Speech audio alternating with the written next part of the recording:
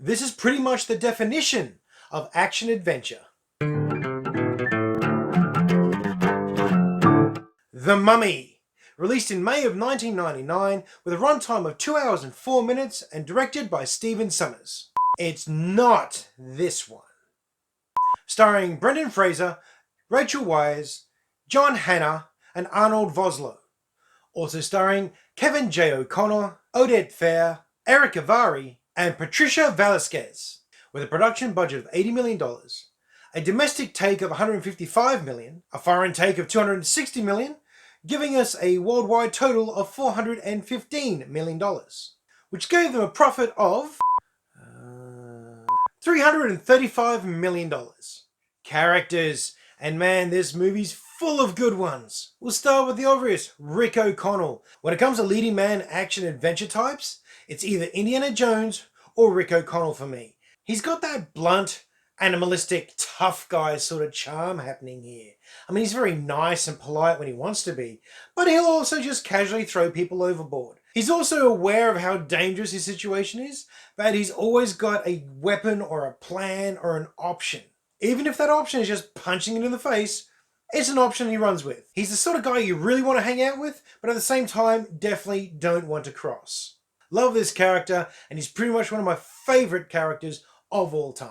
Then you've got Evelyn Carnahan. She's the librarian in the field. She's out to go and prove herself, to go and explore and be an adventurer like her parents were. She's somewhere between the damsel in distress and brains of the operation, and at the same time the instigator of, at least half of their problems. Fun character, an identifiable character, an enjoyable character to watch on screen, and her chemistry with Rick feels real. It really is that romantic adventure duo, and it's good. It's really good. We've got her brother Jonathan, who is, again, somewhere between comic relief and side support character, and occasionally fire support as well.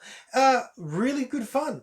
Really enjoy his character as well, really brings some good levity, an excellent addition to the team. You could say that he's not really necessary, he doesn't bring any particular skill set, but just having him there is great. Without him, I really think the movie would suffer. And then you've got Ardeth Bay. He is your mysterious Magi. He's one of the guardians of the City of the Dead, and they safeguard over Imhotep, buried for all eternity. He's fierce, he's ruthless, he's even more of a tough guy than O'Connor is. Good with a sword, great in a fight, and has a tendency to lean towards the heavy weapons. His character develops a lot more than you're expecting him to, and he ended up being quite an essential part of the movie, which was good. Speaking of essential, the villain, Imhotep.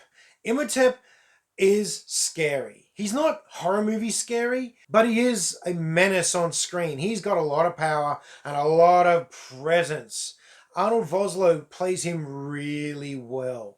He's just got this powerful bad guy vibe. He's like this unstoppable force of nature, this unstoppable undead monstrosity, and it's good.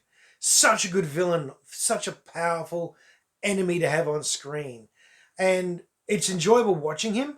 It's enjoyable watching him in the backstory and as him running around in the main story. He's just one of those villains you want more of. Then you got Benny. Benny is a slimy little weasel, part sidekick, part nemesis to O'Connor. They have this entertaining, I like you but I'll kill you sort of relationship going on there. They don't trust each other at all, but at the end of the day, they kind of do, because at least they know each other. Benny is the comic relief. He's a comic relief villain. He's got some amazing lines, some excellent interactions, and he's always enjoyable to see on screen. You enjoy not liking him, if you know what I mean. And then you have Anouk Sunamun and Dr. Bay. They are value add. They don't really bring too much to the movie, but at the same time, without them, well, the movie would falter. The movie wouldn't be the same. Actually, without them, the movie wouldn't make any sense at all. Really. They're those sorts of support characters that are kind of like the linchpins in the story. And then you've got the other, well, I suppose, hero team in the movie that are purely there to get slowly consumed and taken out by Imhotep. They're good support characters for what they are, which is to die off. They really did feel like another adventuring party that had wandered into someone else's main story quest.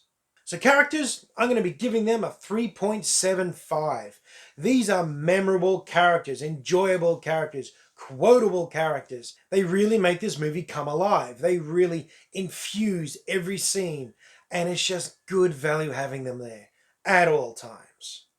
Story. This is your classic adventure story, and while it is a remake of the original Mummy movie, this takes so many liberties and just runs off and does its own thing. Compared to the original, this is pretty much the Mummy in name only. And the story is good, it's engrossing, it goes all over the place. It starts with an ancient history lesson, then it follows up by a modern history lesson, and then the main movie begins. I bumped my camera. I'm not sure if this is back where it was or if I've moved the angle or something, so sorry. And by bump, I mean completely knocked the camera off the table, which also appears to have disconnected the microphone at some stage there. So I'm pretty sure from this point on, the audio is going to be a little more rough. Very sorry. I just don't have the time to go back and reshoot all that. So you've got your two unlikely adventurers off to find the city of the dead. To do so, they've got to recruit a condemned man, someone who's already been out there before and knows the way. They do so by saving his life, and they convince him to help them go and locate this city. Multiple teams go out trying to find the same place, and they all end up finding it together. During the course of a couple of evenings, they locate the forbidden sarcophagus holding Imhotep in it. And of course, they unlock it, and of course, they find the Book of the Dead, and of course, they read from the Book of the Dead, and then the mummy is brought back to life, and it's game on. From that point on, it's all about survival, finding a way to either run away or stop him. They try running away, doesn't work, everyone gets dead. They try fighting him front up, doesn't work, everyone gets dead. They end up having to go back to the city, get the right book, the Book of Life, read from it, and kill him off properly, which they manage to do. However, all along the way are the twists and turns of this story. It's a real good adventure. It's a lot of fun. Lots of pseudo-horror as the mummy stalks his victims. And you got nasty things like scarabugs crawling under people's skin and shredding them down to the bone. You got other mummies popping out of the ground and fighting them. You got a chase between a biplane and a sandstorm. You got hordes of mind-washed. At one stage you thought they might be zombies, but no, they're just brainwashed civilians. A massive horde of them under the sway of Imhotep as well.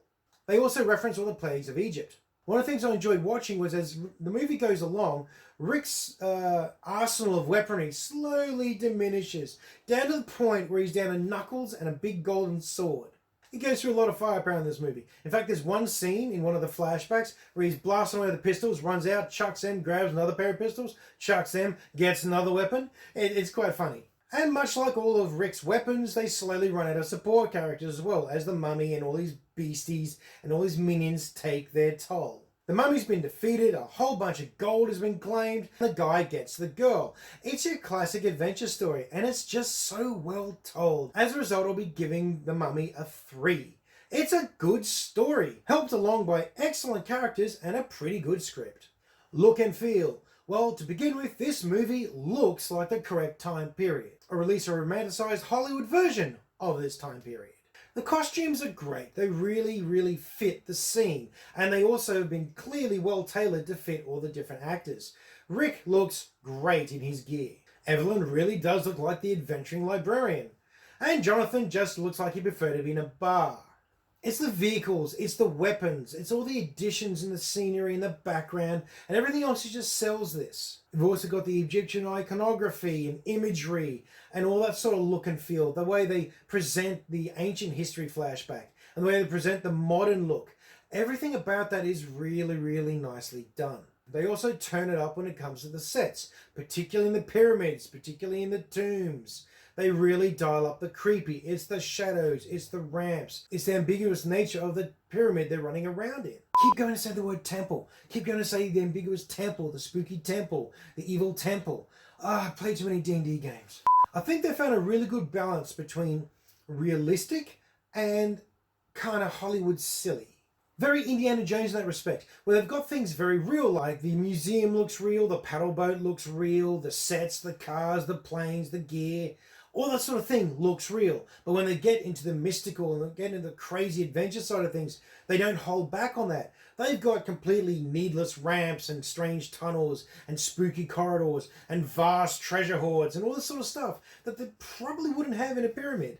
But that's not the point. They don't let that stop them making some really nice sets and grand centerpieces. All the cinematography, all the camera work in this really also lent itself into the action side, the adventure side, and also the horror movie side of things. They really kept that angle and feel. And the music doubled down on that. When it's getting spooky and scary, the music's really leaning into that. And then you got your action and your adventure, and the music's rising and falling and taking along, again, like an Indiana Jones movie. It was just, everything knitted so well together. Everything just came together and presented beautifully. The special effects generally hold up pretty good. There's every now and then it's like, not the best, guys. But then again, it's also still really good for when it was made. Like, really good. They very clearly use as many practical effects as possible in this movie. And watching the making of featurette later confirms this. Even though its CGI heavy scene had a whole bunch of practical effects backing it up, grounding it, making it feel much more believable. They also used a lot of shadow work in this, showing you what was happening without showing you what was happening. They also did the very effective close-up and cutaway just as something happens with the gruesome sound effects instead. That's very effective too. Look and feel. This is an easy 3.5. The sets, the locations, the costumes, the audio, the camera work, and yeah, even the CGI. Even when the CGI is not that great, it still works pretty good. So again, this is an easy 3.5. It's a good time here. Script and dialogue. They did some nice work with this. To start with, the exposition. It's good. It's there a lot, but it's also needed a lot. And they managed to disguise it fairly well. When the people that are giving the main story exposition are explaining why what's happening is happening, well, the people who are doing that are usually librarians or scholarly types or people who are there and deeply involved in it all. It makes sense to hear all this sort of information dump from them. So it's quite a funny movie with lots of witty lines, lots of frantic lines, lots of circumstantial humour in quite a, gruesome scenario really. Benny and O'Connor yelling at each other and going back and forwards, and all the banter between everyone else. It's really quite good value. And lots of physical humour, little moments where the jokes played out in front of you without words. You enjoy hearing what they have to say. You enjoy watching it all roll out in front of you. They also build in a fair bit of suspense and a lot of false starts. They'll have one character say something or do something, and then the music will start to get a little bit ominous, and they'll start panning in or zooming in on something, and it'll get all quiet, and then nothing will happen. It'll just be a normal occurrence. That was cleverly done. I think they did it about 3 or 4 times, which is quite nice. Because you know what the movie is watching. Everyone's heard of The Mummy. So you sit down, you're expecting the horror movie. And they just give you some funny little false jumps. I liked it. Imhotep was presented as a very over-the-top, super dramatic villain. And that's what it needed. You really needed someone who could give this presentation, this ostentatious presentation, and not look out of place doing it. And as mentioned before, the script is very clever in just whittling away and chipping away at the main hero party. They just lose bits and pieces and people and gear and equipment until they're literally just down to pretty much nothing. The final fight scene is probably involving Knuckles, one sword, and a book. Good lines and dialogue in the hands of good actors and characters just made the movie crackle. And again, even when it gets a little weak every now and then, the scene doesn't quite sell itself. It doesn't quite come the way the director's probably wanting it to, but then you've got all the other elements pulling it back in line, and it works. It works as a whole. And as part of that whole, I'm going to be giving script and dialogue a 3.25. It really does help glue everything together and, making sense in what is really a very silly idea. Fun factor. Oh yeah, I've had a great time. This is one of my favourite movies. I never have a bad time with this film. It's exciting, it's action-packed, it's funny, it's fast. It's got everything you want. It's about as close to a horror movie as I ever get, too. I am a complete wuss when it comes to horror movies. My imagination is too good. I watch one horror movie and that plays in my brain for days. I accidentally watched a good half of Chucky when it first came out as a little kid. That ruined me for months. Now, this is one heck of a good time. I really enjoy this movie. Have a lot of fun with this. This is a very easy 3.5. Final score, add them all up, 16.5. This is a good time. This is a great fun movie. Every time I watch this movie, it makes me want to sit down and write a new D&D campaign. Makes me want to come up with some reason to put all my players through a scenario just like this. Fortunately, most of my players have already seen this movie, and the moment they start drawing these parallels, they'll either run away or over-equip. So it's not going to work. Do I recommend this movie?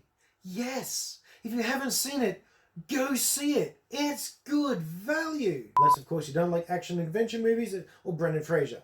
If that's the case, don't watch this one because you'll hate it. That's my review of The Mummy. I hope you enjoyed it. I certainly enjoyed an excuse to go watch this movie again. Please feel free to comment down below, like, share, and subscribe. But as always, I hope that you're having a great week and that you go and find some time to watch a movie.